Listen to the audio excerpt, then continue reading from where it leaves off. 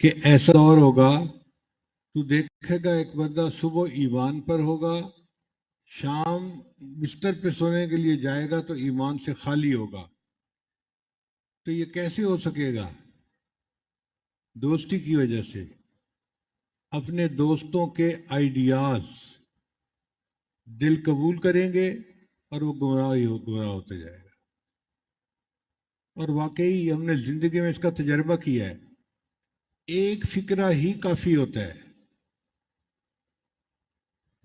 ایک شہر میں ایک صاحب تھے، چیف انجینئر تھے، ان کی ریٹائرمنٹ ہو گئی. میرا آنا جانا تھا تو ان کے ہاں ان سے ملاقات ہو جاتی تھی. ایک محفل میں ان کے دل پر کچھ اثر ہوا اور وہ بیعت ہو گئے. اب جب وہ بیعت ہوئے تو میں نے انہیں ذرا قریب کیا، انہوں نے نمازیں شروع کر دی. ایک دن میں نے ان سے پوچھا آپ نے حج کی ہوئی ہے؟ کہا نہیں. کہا آپ کے اوپر تو فرض ہے، آپ کے بینک میں لاکھ روپیہ ہے، ریٹائرمنٹ کے پیسے بھی ہیں، تو آپ کے اوپر تو حج فرض ہے، آپ کو کرنا چاہیے. انہوں نے درخواست دے دی. اللہ کی شان دیکھیں کہ درخواست منظور ہو گئی. بڑے خوشی خوشی انہوں نے مجھے فون کیا، حضرت میری تو قسمت جا گئی اور میرے تو حج پہ نام نکل آیا اور میں تو حج کے لیے جا رہا ہوں. اور انہوں نے تیاری شروع کر دی. اللہ کی شان دیکھیں کہ جس دن ان کی روانگی تھی جانے کے لیے، پرواز تھی جہاز سے، اس سے ایک دن پہلے ان کا بڑا بھائی ان کو ملنے آ گیا اور بڑے بھائی سے اس کی 1 منٹ کی ملاقات ہوئی کھڑے کھڑے. بڑے بھائی نے زہریلا فکرہ بولا، دیکھ تو پیر صاحب کے کہنے پہ حج تو جا تو رہا ہے، تو ہارٹ کا بھی مریض ہے، ایسا نہ ہو کسی کنارے کے اوپر پڑا ہوا ہو اور تجھے پہچاننے والا بھی کوئی نہ ہو.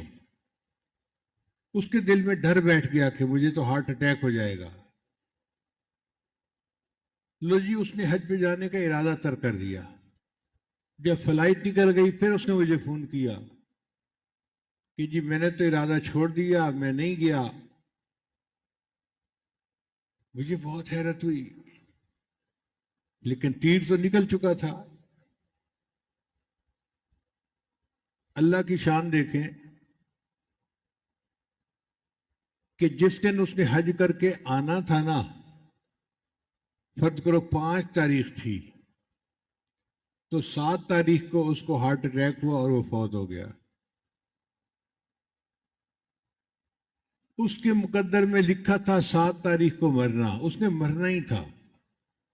حج کر کے آتا تو گناہوں سے پاک ہو کے مرتا، سیدھا جنت جاتا. بھائی کے ایک فکرے سے اس نے حج کا ارادہ تر کر دیا. ایک تو فرض بھی پورا نہ ہوا اور دوسرا موت اسی دن آئی جس دن آنی تھی. وہ تو آگے پیچھے نہیں ہو سکتی. آپ دیکھو 1 منٹ کی ملاقات نے اس کا کتنا بڑا نقصان کر دیا.